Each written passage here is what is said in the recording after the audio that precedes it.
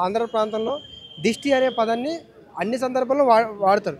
కొన్ని సందర్భాల్లో పిల్లలకి డైజెషన్ అవ్వలేనప్పుడు కూడా ఎవరిదైనా దిష్టి పడిందేమో అన్న యాంగిల్లో కూడా మాట్లాడతారు. అందుకే అంటున్నాను మాటని, సందర్భాన్ని కూడా మనం తీసుకోవాలి. కేవలం మాటనే మనం తీసుకుంటాం. ఆ మాట్లాడే మాటని, సందర్భాన్ని కూడా తీసుకున్నప్పుడు దాని అర్థం మారు. ఒరేయ్ అన్నం తిన్నావా? ఒరేయ్ అన్నం తిన్నావా? రెండిట్లో ఒరే ఉంది. రెండిట్లోనూ తిన్నావా అన్నాం.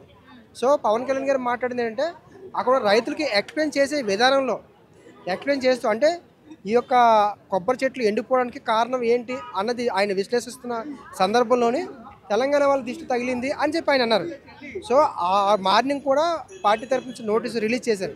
మేము ఒకవేళ ఎవరైనా అలా బాధపడితే క్షమించడానికి కూడా నోటీస్ పంపించారు. కానీ పవన్ కళ్యాణ్ గారే క్షమాపణ చెప్పాలి, లేకపోతే పవన్ కళ్యాణ్ గారి సినిమాలు ఆపేస్తామని కూడా నిన్న కోమటిరెడ్డి గారు చెప్తున్నారు. సో అంటే కోమటిరెడ్డి గారు సినీ ఆటోగ్రాఫ్ మంత్రి కాబట్టి ఇంకా ఆయనకి మించి సినిమాలు ఆపే శక్తి వేరే వాళ్ళకి లేదు కాబట్టి ఆయనే చెప్తున్నారు ఆపేస్తాను. అయితే కోమటిరెడ్డి గారు మొన్న జరిగిన సర్పంచ్ ఎన్నికల్లో ఒక వ్యక్తిని కిడ్నాప్ చేసే విధానం అనేది బాగా హైలైట్ అయింది. ఆ అంశాన్ని డైవర్ట్ చేయడం కోసమే ఈ అంశాన్ని అనుకోకుండా పైకి తీసుకొచ్చారనేది ఒక అంశం.